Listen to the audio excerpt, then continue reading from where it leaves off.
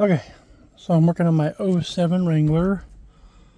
I'm not gonna lie, I'm a fan of Jeep, but this is the most unreliable piece of shit I've ever owned. You know, everything breaks, sensor after sensor. I miss the old days with no sensors. Anyway, I'm just showing you how I got the steering wheel apart.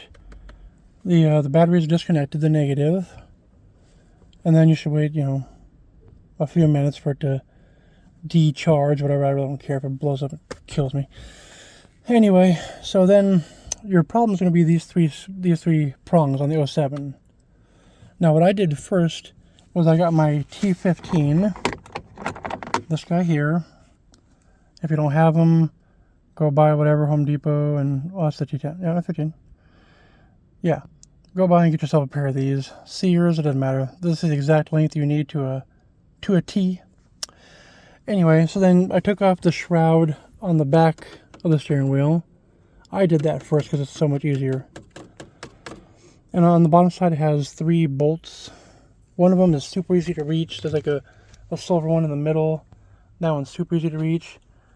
And then there's one on the far, well, I guess we'll call it on the passenger side, like way over here. Anyway, there's one right there. And this thing you have to push kind of hard, but it barely reaches. I mean, less than we'll say a butt hair. Less than a butt hair, but it reaches just right there, boom. And then there's a third one on this side, which is pretty easy to reach too. It's not as hard. It's underneath this stupid thing here. Anyway, that's not your hard part. Believe it, you're not. And then for that right there, you just lift off the top. Let me put this back on. Lift off the top. It comes out with a little bit of fight. Also, I took out this piece of plastic right here. It's just, that big old guy right there. For that one, you just get on the top right here and you just give it a little pop, and then it just kind of folds down and then it unhooks. It's easy. That part's really easy. Just it has like a clip on each top right here. Just get a little screwdriver and just pop it, and that'll come out. Anyway, the hard part is these clips right here.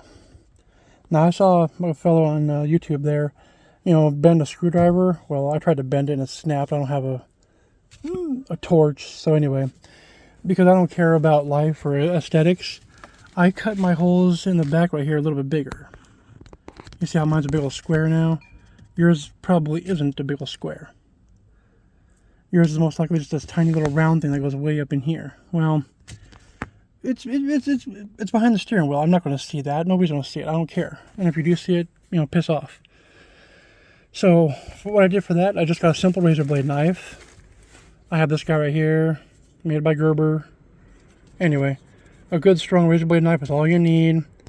I went in there and I just pushed and I cut and I made myself some rectangles there instead. Now with that rectangle, I would put it back on to show you normally, but I'm not fighting off again because it's not going to be easy no matter what. Then, while you're at Sears, you should get one of these guys here. Or, I think is it Home Depot or Lowe's?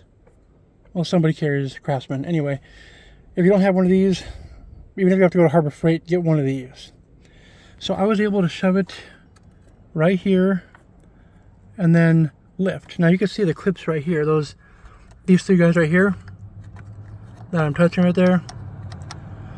The spring hook's behind that. So you could put your screwdriver here and you could turn it sideways like this and it'll lift the spring up just enough that you could literally use a claw hammer, unless you have good strong hands. But you got to hook your hands behind the cover like this right here. You got to hook your hands in right there and give it a good sharp tug. And I'm not gonna lie, it takes a minute. I actually ended up using a claw hammer. I didn't beat it, but I gently I put the claw hammer in here, turn it sideways, and I put it right there, and then while prying with the other hand, of course I have the camera right now, but one hand I use the screwdriver turned sideways, not 90 degrees, but like half, I don't know. Anyway, I turned it sideways, and then I got this, and I just gave it a good sharp jerk, and lo and behold, it did pop out. You can see it here. Now I cut all 3, and I did the bottom one first because it was the easiest to reach, this one down here. I made a good big square there, that was the easiest one. And then pick your poison on the sides, they both suck. But I'm not going to pretend like it's an easy project. It's a pain in the ass. But I'll tell you one thing. It's a hell of a lot easier if you just notch that hole just a little bigger. You're not going to see it. Your Aunt Sally's not going to see it. And if they do, tell them to fuck off. Seriously. Anywho, that's how you get that off. Now, I'm going for the clock spring here. I'll probably make that into a different video on how to actually remove that. I mean, it's not hard at this point. Just got to remove the bolt there and then make sure that the grooves are lined up. But anyway, just make sure your airbag doesn't blow up in your face. And that's how you get the steering wheel apart. You're going to need a puller for that too if you get the steering wheel out. But anywho, good luck.